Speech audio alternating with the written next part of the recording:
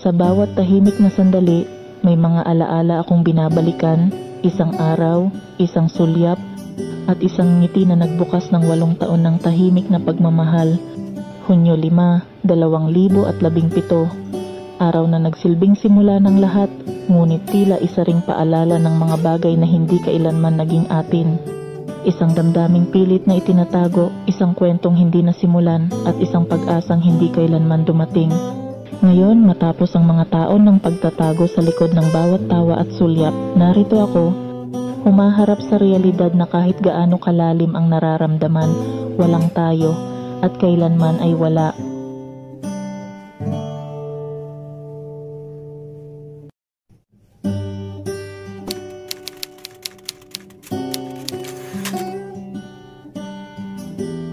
Hunyo 5, 2017.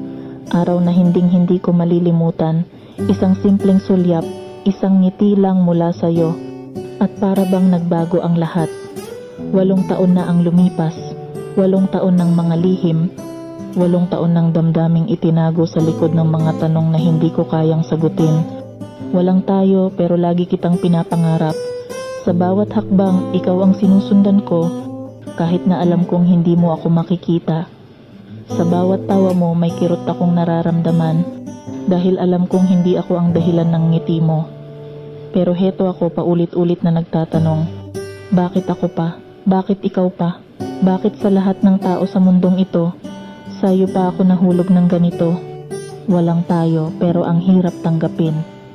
Nais kong kumawala pero paano? Paano ba magpaalam sa damdaming hindi kailanman nabigyan ng pagkakataon? Paano ba mag-move on kung hindi man lang nagkaroon ng simula?